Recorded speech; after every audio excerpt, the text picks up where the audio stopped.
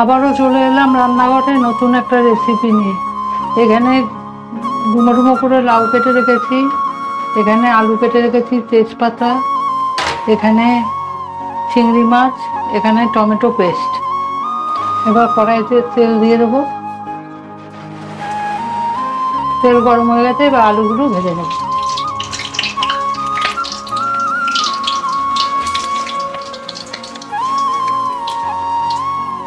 আলু ভাজা হয়ে গেছে, আলু তুলে নিচ্ছি।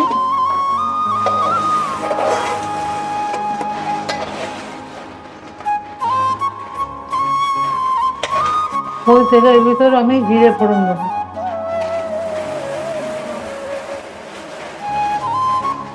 তেজপাতা,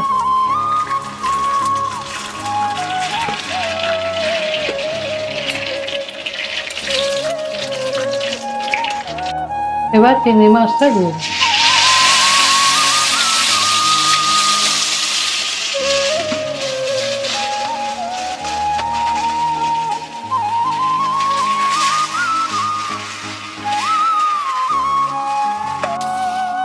চিংড়ি মাছটা আমি হালকা ভাজা করব। এবার টমেটো পেস্টটা দিয়ে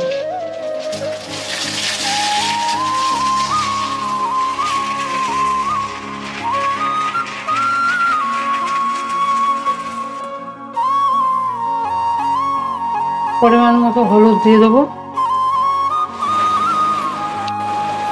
স্বাদ মতো নুন।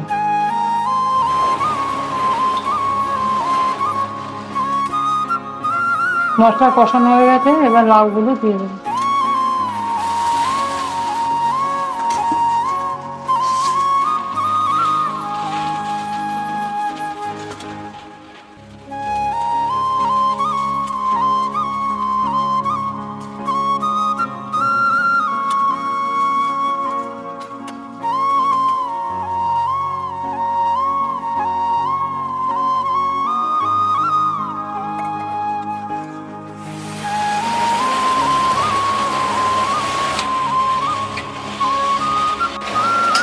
আমার কষানো হয়ে গেছে, এবার জল দিয়ে দেবো।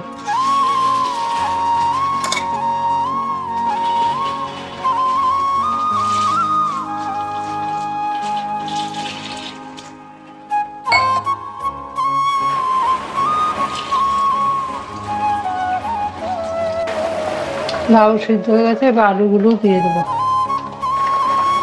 এইভাবে রান্না করে খেয়ে দেখবেন, ভালো লাগলে বন্ধুদের সাথে শেয়ার করবেন, একটা লাইক করে দেবেন, আর অবশ্যই করে সাবস্ক্রাইব করে পাশে থাকবেন। আমার রান্না হয়ে গেছে, এবার নামিয়ে নেব।